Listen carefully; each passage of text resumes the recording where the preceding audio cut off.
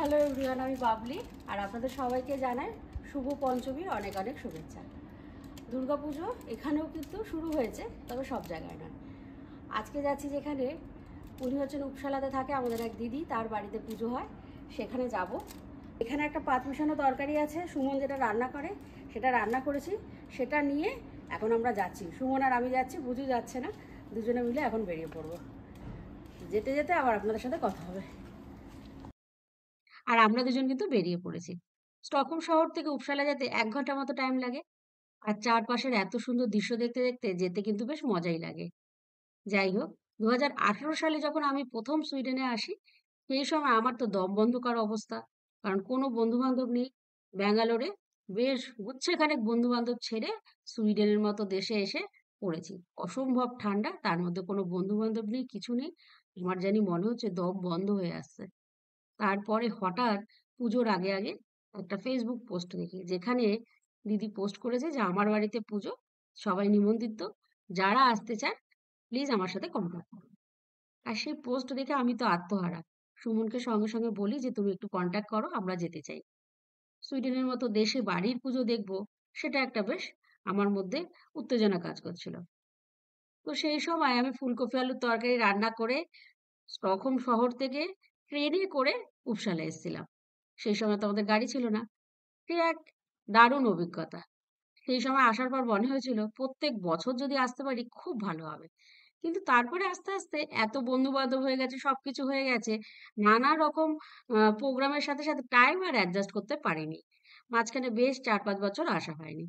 তবে এবছর সুমনরা আবার একটা নাটক করছে একসাথে। সেই সময় প্ল্যান হয় যে না, এবছর যেদিন দিদির বাড়িতে পুজো হচ্ছে আমরা আসতে পারবো। সেই মতোই চলে এসেছি। সম্পূর্ণাদি আর বিপ্লব দা বহু বছর আগে নর্থ কলকাতা ছেড়ে সুইডেনের উপসালা ইউনিভার্সিটিতে এসে পড়ানো শুরু করেন। সেই থেকেই উপসালাতে তাদের বসবাস। আর এত বছরে তাদের প্রচুর স্টুডেন্ট। সমস্ত স্টুডেন্টরাই আজকে কিন্তু প্রায় দিদির বাড়িতে হাজির হন। তবে এই ক্ষেত্রে একটা মজার বিষয় হলো, প্রত্যেক বছর পুজোর আগে দিদি একটা লিস্ট বানায় কি কি পুজোতে খাওয়া হবে। আর তার থেকেই আমরা সবাই মিলে এক একটা ডিশ চুজ করে নিই যে কোনটা আমরা বানাবো। যেমন এবছর আমাদের ডিসাইড করা হয়েছে আমরা পাঁচ মিশানো তরকারি রান্না করব। সেই মতোই সুমন অনেকটা পাঁচ মিশানো তরকারি রান্না করেছে, সেটা নিয়েই কিন্তু আমরা উপসালা শহরে পৌঁছে গেছি প্রায়। এই ছোট্ট শহরটার অনেক ঐতিহ্য আছে, অনেক দর্শনীয় স্থান আছে। কোনো এক সময় সেগুলো আপনাদের সাথে শেয়ার করব। এসে গেছি দিদির বাড়ির সামনে, সবাই এসেছে, জড়ো হচ্ছে আস্তে আস্তে। এই হচ্ছে খাবার, এখন আমরা বাড়িতে ঢুকছি।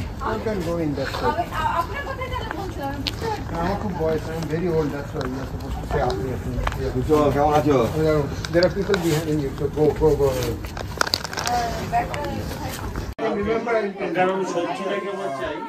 এই হচ্ছে ঠাকুর, ঠাকুর সাজানো হচ্ছে, তাই তো? এখন নাকি কমপ্লিট হয়ে গেছে? হয়ে গেছে। আমি কি বলবো, তুমি বলো। লুচি লুচি মানে মাথা নিচু করে তুমি বেলে চলেছো, 1 মিনিটে কতগুলো বেলেছো সেটার কি হিসাব আছে?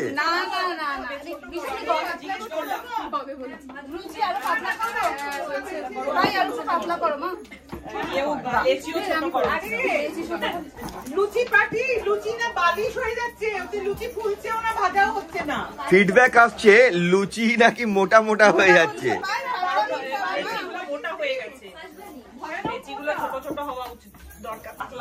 বাবলি আর সুপর্ণাদি ভেজে চলেছে লুচি।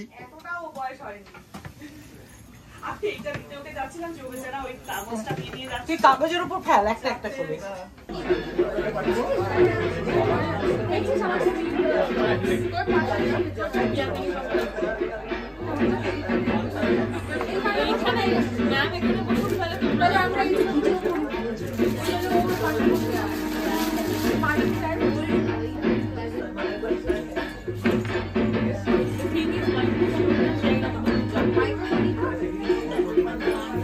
পুরোহিত মশাইকে অনুরোধ করা হচ্ছে আপনি দয়া করে পূজা মণ্ডপে চলে আসুন এবং আসন গ্রহণ করুন। শুভদীপের পাদদেশে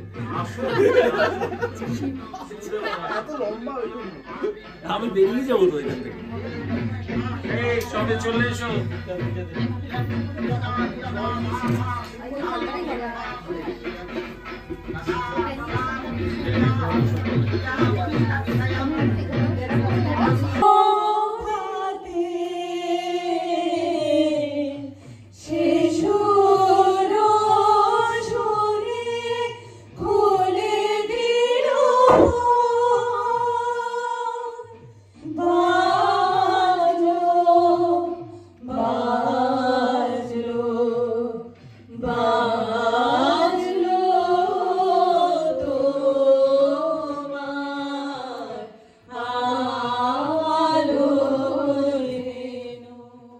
বিপ্লব দাদের বাড়ির পুজো মানে শুধু পুজো নয়, পুজোটা হচ্ছে একটা উপলক্ষ, দুর্গা আরাধনা। তার সঙ্গে গান বাজনা, খাওয়া দাওয়া সবকিছুই একদিনে খুব জমজমাট। नमस्तस्मै नमस्तस्मै नमस्तस्मै नमो नमः। या देवी सर्वभूतेषु मातृरूपेण संस्थिता। नमस्तस्मै नमस्तस्मै नमस्तस्मै नमो नमः। या देवी सर्वभूतेषु शान्तिरूपेण संस्थिता। नमस्तस्मै नमस्तस्मै नमस्तस्मै नमो नमः। সবাই নিয়েছে? এবার কি প্রসাদ বিতরণ হচ্ছে? বিপ্লব দা ভালো করে খাও।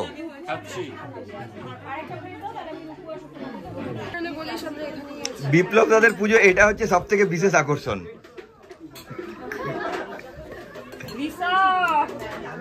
Where did she go? Huh? I have to tell off the kids. No, you don't have to tell them. Tell other people to tell them. একটা ঘোষণা দেন যে খাবার তৈরি দিয়ে কিন্তু সবাইকে লাইন ধরে আসতে হবে। আচ্ছা বলো, খাবার দিচ্ছ না কাউকে দিচ্ছ?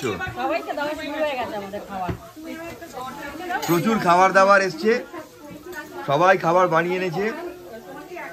এইখানে এই হচ্ছে 5 বিধের তরকারি, চাটনি, আলু কপির তরকারি, মিষ্টি পোলাও, খিচুড়ি, লুচি, আলুর দম, আরো অনেক কিছু রয়েছে, সবের নাম বলতে পারছি না।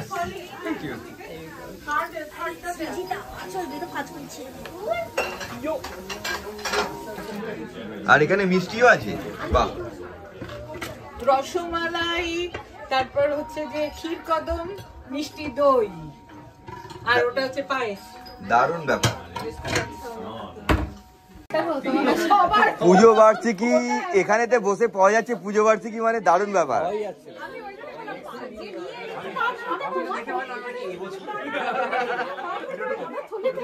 কি কি আছে? দেশ, আনন্দবাজার, পত্রিকা।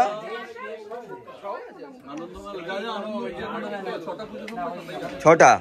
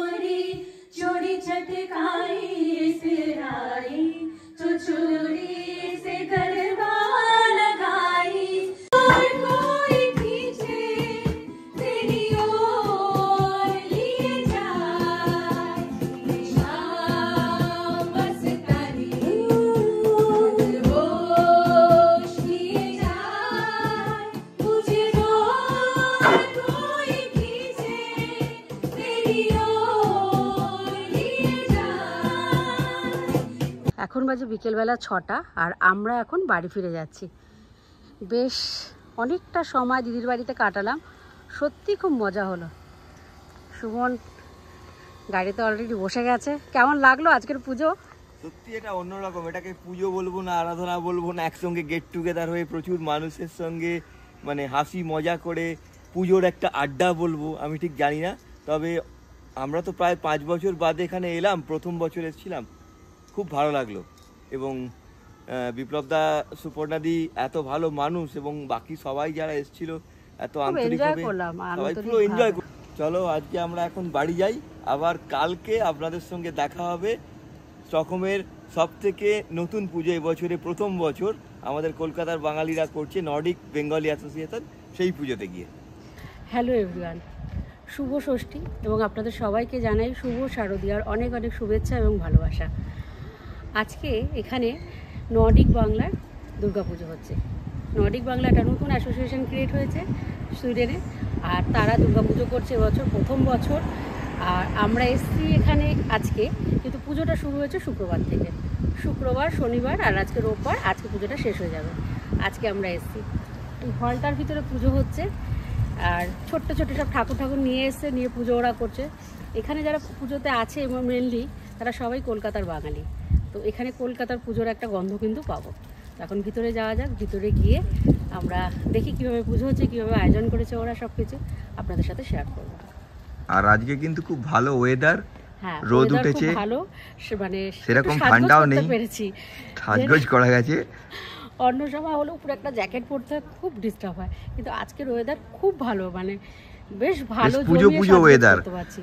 খুব গরমও নেই, আবার সেরকম ঠান্ডাও নেই যে বড় বড় জ্যাকেট পরতে হবে। একদমই মানে ঠান্ডা খুব বেশি নেই, একদম মানে মন খুলে সবাই সাজগোজ করতে পারছে।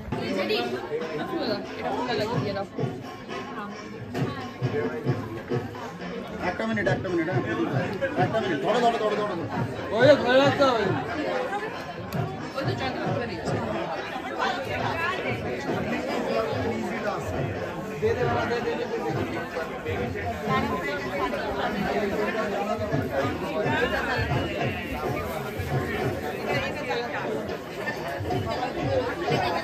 নম সর্বমঙ্গল মঙ্গলে শিবে সর্বার্থ সাধিকে উমে ব্রহ্মাণী কৌমারী বিশ্বরূপে প্রসীদমে এসো সচন্দন পুষ্পাঞ্জলি ভগবতী দেবী দুর্গায় নমঃ।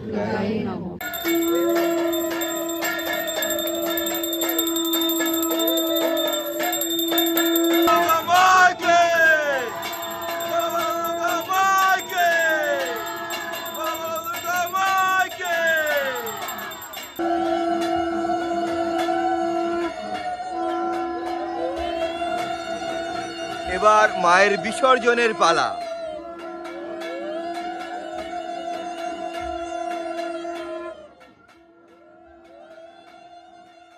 এদেশে পুজো এরকমই, ষষ্ঠীর দিনেই আমাদের বিসর্জন করে দিতে হচ্ছে, অথবা বিসর্জনের পরে হয়তো নেক্সট উইকেন্ডে কোনো পুজোয় সপ্তমী, অষ্টমী, নবমী এবং দশমীর পুজো একসাথে হবে। সবটাই আমাদের মানিয়ে গুছিয়ে নিতে হয়, কিন্তু তারপরেও আমরা কিন্তু নিজেদের মতো করে আনন্দ করি।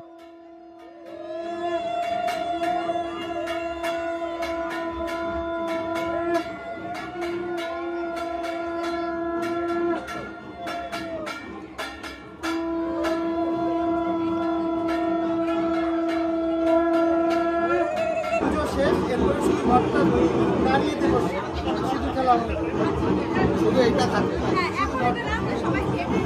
এখন সবাই সব কিছু প্রণাম করতে পারে, যা ইচ্ছা তাই আমাদের পুজো শেষ। কিন্তু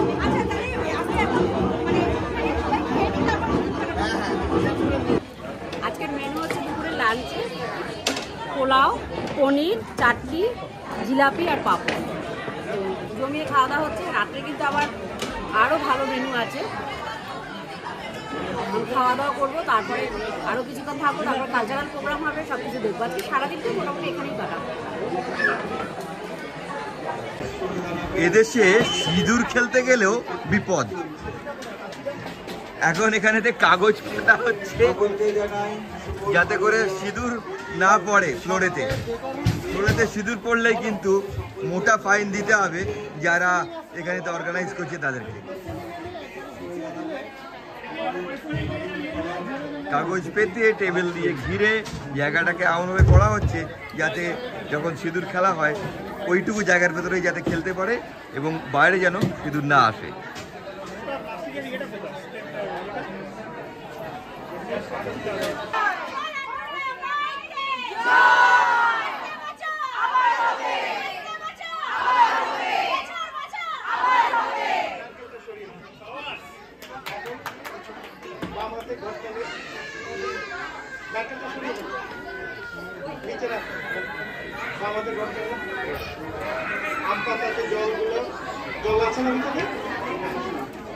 এখন যান আপনি সবার মাথায় ছিটে দিন।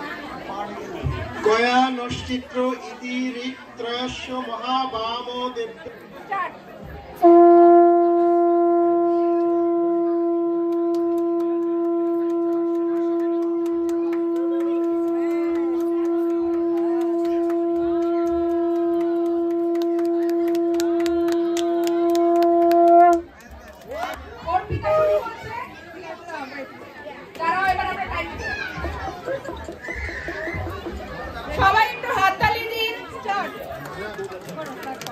বাজানোতে হাততালি দিলে চাপ হয় না।